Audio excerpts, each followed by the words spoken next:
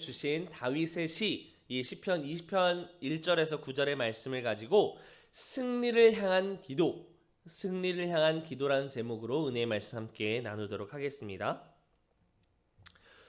오직 하나님께 은혜를 입은 사람이라고 한다고 하면 누구나 지금까지 내게 주신 그 은혜를 따라서 또는 인생의 모든 삶의 문제들 가운데 주님의 은혜를 사모할 것입니다. 그리고 하나님 앞에 간절히 기도하겠죠. 물론 그 기도의 제목은 각기 다를 수 있습니다. 저마다 상황이 다르고 환경이 다르고 그래서 기도 제목도 다를 수 있습니다. 그러나 공통된 것은 우리의 모든 인생 가운데에서 우리는 승리하기를 바라는 기도를 드린다는 거죠. 어떠한 면에서든지 회복되어지기를, 치유되어지기를, 성공하기를, 누구보다 내가 더 잘 되기를 우리는 바라는 기도를 드립니다. 아픈 부위를 놓고 기도한다는 건요, 내가 육체의 질병으로부터 승리하기를 간절히 바라는 소망입니다. 그렇죠? 교회의 부흥을 위해서 기도한다는 것, 이것은 교회의 머리 대신 예수 그리스도를 통해 악한 세상으로부터 영적인 승리를 바라는 간절한 소망이기도 합니다. 우리의 인생의 문제를 놓고 기도하다 보면 기도하는 것 역시 세상에 다가오는 모든 문제들로부터 해결되고 자유해지기를 바라는 간절한 소망일 것입니다. 그래서 우리는 인생의 모든 문제 앞에서 승리하기 위해서 하나님께 기도하며 나아갑니다. 그런 측면에서 우리의 인생을 바라본다면 사실 우리의 모든 인생은 어떨까요? 환난의 때라는 거예요. 우리가 성공을 위해서 기도한다라는 걸 반대로 표현하자면 우리의 상황은 환난의 시기, 환난의 때이다라고 말합니다. 분명 현재 스스로의 삶을 들여다보았을 때 삶의 어려움보다는 평탄한 인생을 살아가고 계신 분이 있을지도 모르겠습니다. 그러나 분명한 것은 하나님으로부터 멀어진 모든 상태, 이 상태를 가리켜 성경은 죄라 정의하고 있죠. 그러한 측면에서 본다면 우리 모두 절망의 때 또는 환난의 때를 겪고 있다라는 거죠. 왜요? 우리 스스로가 하나님으로부터 멀어져서 세상과 가까이 살아가고 있기 때문에. 매일매일 하나님을 찾지 않고서는 결코 평탄할 수 없는 삶, 그것이 우리의 인생이기 때문에 그렇습니다. 그렇게 늘상 우리는 하나님께 대하여 기도해야 합니다. 그렇다면 어떻게 기도해야 될까요? 기도해야 한다는 건 너무나도 잘 압니다. 매일 매 순간 매 주일마다 목사님들 통해서 교육자들을 통해서 믿는 동역자들을 통해서 기도할게요, 기도해야 합니다, 기도해야 살아납니다 라고 말하는데 어떻게요? 어떻게 기도해야 될까? 매일 찾아오는 이 환난의 때로부터 어떻게 하면 승리할 수 있는 기도를 오늘 시편에 기록한 다윗의 승리를 우리가 맛볼 수 있게 될까? 오늘 우리가 함께 읽은 이 시편의 주제는 이렇습니다. 다윗의 시, 인도자를 따라 부르는 노래입니다. 그렇기 때문에 오늘 말씀이 앞에 더 깊은 깨달음을 얻기 위해서 우리는 이 본 시의 저자인 다윗의 인생을 잠시 한번 살펴보려고 합니다. 오늘 본문 1절은 이렇게 말합니다. 환난 날에. 처음 시작을 어떻게 표현하느냐? 환난 날에.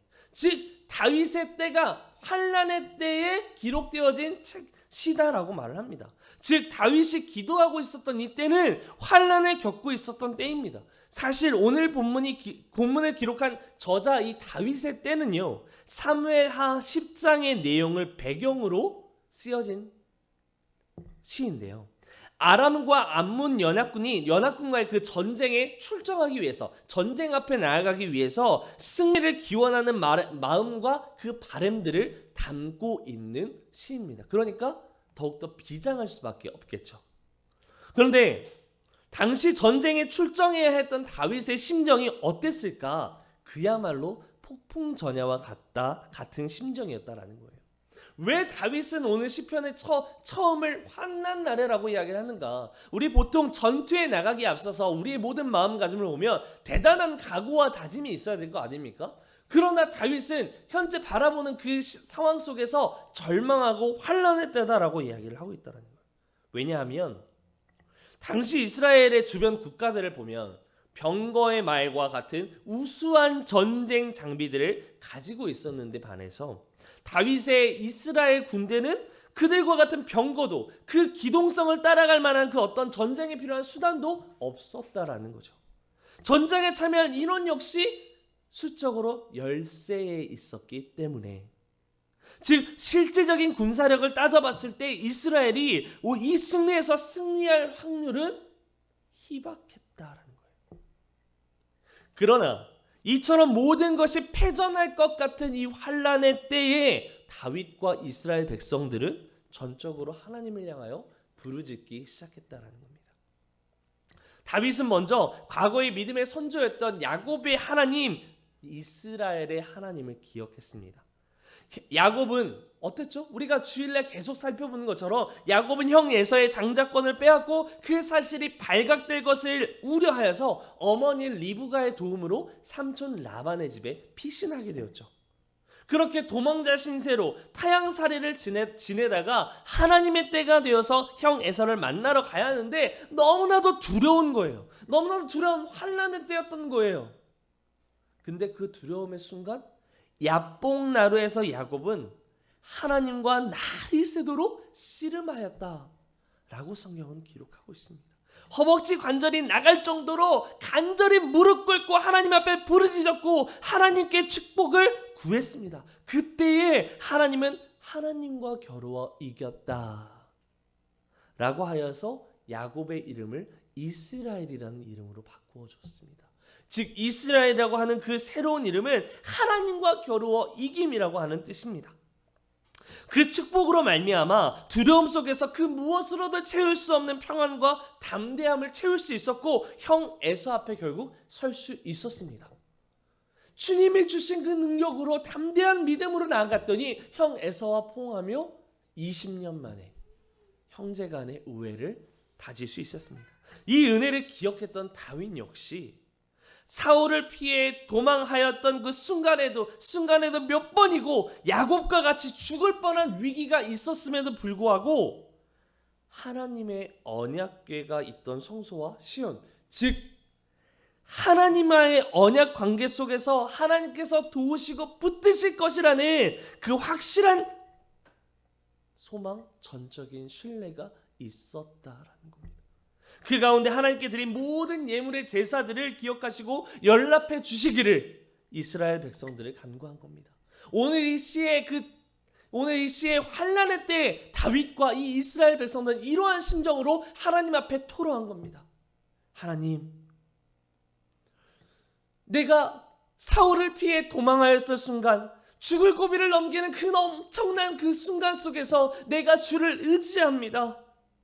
내가 하나님의 언약궤가 있는 이곳 속에서 하나님과의 약속을 붙들고 하나님께서 도우심을 믿고 전적으로 신뢰하오니 이 모든 전쟁 가운데 참된 주인이 되어 주시옵소서.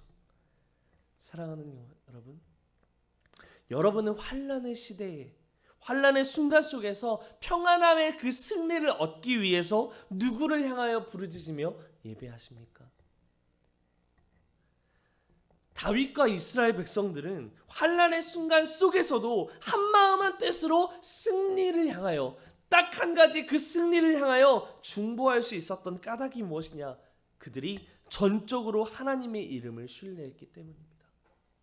다윗이 사무엘상을 한번 살펴보면요, 사무엘상에서 다윗이 이제 어린 다윗이 골리앗을 만나러 가죠.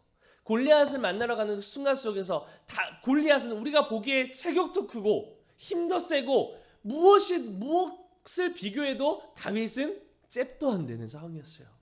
그런데 다윗이 그 골리앗 앞에서 이렇게 말하죠. 너는 칼과 창과 단창으로 내게 나오지만 나는 하나님 내 여호와 내 아버지 이름으로 내게 나아가노라. 그가 나갈 수 있었던 이유, 그가 당당하게 그 골리앗 앞에 설 수 있었던 이유는 하나님의 이름, 만왕의 왕 되시며 나의 참 주인 되신 하나님의 이름을 걸고 나아갈 수 있었던 겁니다. 그 결과 골리앗을 쓰러뜨릴 수 있었습니다. 철저하게 신뢰했습니다. 그들이 신뢰했던 하나님의 이름은 우리의 간절한 기도에 응답하시는 하나님이신 줄 믿으시기 바랍니다. 아멘. 오늘 이 저녁에 환난 속에 있는 우리의 그 간절한 부르짖음에 응답하시는 하나님을 전적으로 신뢰하는 우리 모두가 되기를 주님의 이름으로 소망합니다. 나아가 이 어둠과 폐역한 환난의 시대를 바라보며 이 세대가 하나님께 부르짖는 그러한 세대가 되기를, 이 땅에 무너진 하나님의 권위가 한국 교회와 교회 지도자들을 통해서 다시금 회복되어지는 간절한 중보, 참 믿음의 사람들이 되시기를 주님의 이름으로 소망합니다. 또한 이스라엘 백성들은 이 부르짖음에 응답하시는 하나님을 향한 이 기도를 넘어서 그 마음의 중심대로 이루어 주기를 간절히 바라며 기도했습니다. 이것은 철저하게 다윗 왕의 마음의 소원과 그 기도의 제목대로 이루어지기를 원하는 기도였어요. 그런데 무엇인가 이들의 기도가 조금 잘못되어진 것 같아 보이지 않습니까? 마치 이들의 기도가 남을 짓밟고서라도 나의 승리만을 위하여 기도하는 그러한 기도 같아 보이지 않습니까? 분명 우리의 부르짖음에 응답하시는 하나님을 향해서 기도했고, 이제는 다윗 왕의 마음대로 계획대로 이루어지게 해달라는 게 조금 이상해 보일 수 있습니다. 왜요? 우리는 다윗 왕 역시 피조물이니까요. 우리의 뜻대로 우리의 계획대로 하나님 앞에 응답해달라고 기도하는 것 이상해 보일 수 있어요. 그러나 이스라엘 백성들은 다윗이 하나님의 마음에 합당한 기도를 드릴 것을 이미 알고 있었어요. 아니, 어떻게 이스라엘 백성들이 이토록 다윗을 신뢰할 수 있었을까? 그 이유는 다윗이 여호와를 온 마음으로 경외하며 삶을 살아왔기 때문입니다. 그는 단지 말로서만, 이스라엘 백성들 앞에서 말로서만 보여진 것이 아니라 그의 행위로서 하나님 앞에 경건한 삶을 살고자, 예배하는 삶을 살고자, 늘 하나님의 마음에 합한 삶을 살고자 회개하는 심령으로 주님 앞에 섰습니다. 다윗이 하나님의 마음에 합할 수 있었던 이유가 무엇이었는가? 무엇일까? 바로 하나님 앞에 드렸던 진정성이 있었기 때문에 그렇습니다. 다윗은 철저하게 하나님을 신뢰했습니다. 자신보다 몇 배 크고 강했던 골리앗의 결투 앞에서 하나님 아버지의 이름을 전적으로 신뢰하며 선포했습니다. 그뿐만이 아니에요. 그는 우리아의 아내 밧세바라고 하는 이 여인을 사실 강간했습니다. 그리고 이것으로 모자라 청부살인을 지시해요. 우리아의 그 밧세바의 남편이었던 우리아가 심지어 다윗의 충신이었어요. 그랬던 충신이었던 우리아를 자신의 죄를 덮기 위해서 전장의 맨 앞에 세워서 일부러 청부살인을 요청합니다. 그러나 하나님의 사람 이 나단 선지자를 통해서 하나님의 음성이 들려왔을 때 그는 그 즉시 땅에 엎드려 회개했습니다. 단지 보이는 신용만 한 것이 아니라 하나님 앞에서 이것이 죄인 것을 알고 자신의 죄를 인정하고 하나님 앞에 무릎을 꿇어 절대 복종하는 마음의 회개를 드렸습니다. 그뿐만 아니라 후에 밧세바가 임신하여 낳은 아이가 죽어가고 있는 그 7일 동안 자신의 죄에 대해 아파하며 울고 또 울었습니다. 그래서 또 그 결과 그 기도의 은혜로 말미암아 낳은 아들이 바로 솔로몬입니다. 이렇게 마음의 중심으로부터 우러나오는 진실한 회개를 하나님께서 기뻐 받으셨고 다시 다윗에게 아들을 주셨습니다. 그 아들이 바로 여호와께 사랑받는 자인 솔로몬입니다. 다윗은 우리에게 참된 그 구원의 승리를 주시는 분이 하나님이라는 걸 알았습니다. 그래서 그는 마음을 다해 온 힘과 정성을 다해 전심으로 하나님을 찾고 또 찾았습니다. 그리고 이는 분명 하나님의 마음에 합한 기도, 반드시 이루시는 승리를 향한 기도가 될 수 있었습니다. 사랑하는 성도 여러분, 하나님은 이처럼 인생의 모든 문제와 그 계획 앞에서, 환난의 순간 앞에서 전심으로 하나님을 찾는 자의 기도를 들으십니다. 그리고 하나님께서는 그 마음의 바람대로 반드시 이루어 가십니다. 오늘 이 말씀을 통하여 마음을 다하여 하나님의 마음에 합한 기도를 드림으로써 우리의 모든 환난의 때에 영적인 싸움을 싸워가며 이끌어가며 승리케 하시는 하나님만 의지하는 우리 모두가 되시기를 주님의 이름으로 축복합니다. 이제 마지막으로 이스라엘 백성들은 하나님께서 기름 부으신 자 다윗과 그의 백성을 반드시 구원하실 것이라 확신하며 기도합니다. 흔히 성경에서 말하는 이 하나님의 오른손은요, 하나님의 능력을 가리켜 상징하는 말이기도 합니다. 하나님은 오른손으로 이스라엘 백성을 출애굽시키셨고 가나안을 정복하도록 도우셨습니다.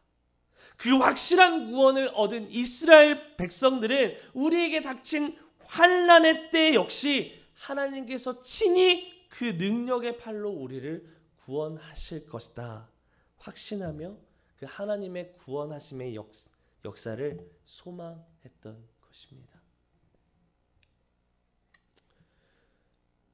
하나님을 향하여 온 마음 다하여 하나님의 구원의 능력을 의지하는 기도, 그 기도가 바로 우리의 삶에 참된 승리를 안겨줄 줄 믿습니다. 제가 예전에 그 청도라고 하는 그 지역에 말씀을 마치면서 청도라고 하는 그 지역에서 돌아올 때에 어떤 한 집사님이 저에게 해주셨던 말이 갑자기 말씀을 묵상하던 가운데 생각이 났습니다. 그 말씀은 바로 이거였습니다.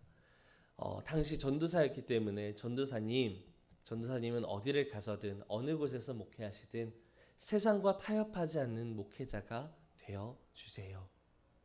저는 이 말이 아직까지도 저의 모든 목회 현장 속에 적용되어지고 있습니다. 그러나 그 말을 붙들고 정말 나의 구원의 능력 되시는 하나님만 붙들고 살아야겠다. 세상과 타협하지 않는 그 굳건한 믿음 늘 소유하며 당당하게 선포하며 살아가야겠다. 그렇게 복음을 전파해야겠다.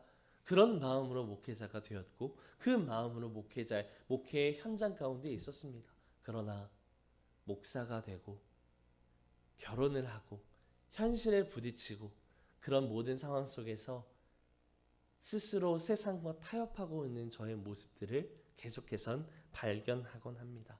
재정의 문제, 환경의 문제, 삶의 문제, 이사의 문제, 학업의 문제, 여러 가지 인생의 문제들이 다가올 때마다 하나님께 붙들려 하나님을 의지하여 기도하기보단 세상의 방법을 의지하여 세상의 경험을 의지하여 세상의 학문과 경험을 의지하여 그 인생을 풀어가려 했던 저의 나약함들을 보았습니다.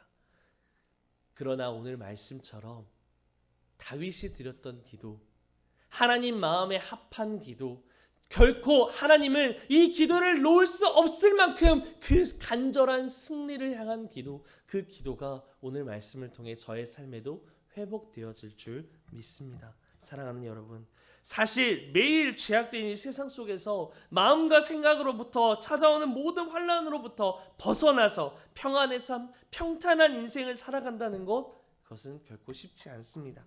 매일 기도해도 책받기 돌듯 여전히 같은 죄악의 굴레 속에서 우리는 또 다른 환난의 때를 맞이할 수도 있습니다. 그러나 오늘 말씀을 통해 다시 한번 하나님을 신뢰하고 그 부르짖음에 응답하시는 하나님의 이름을 부르며 전심으로 하나님 앞에 나아갈 때 나의 도움이 되시며 피할 바위가 되시는 하나님의 전적인 그 구원의 능력을 통해서 참 평안의 승리를 경험하는 우리 모두가 되시기를 주님의 이름으로 축원드립니다.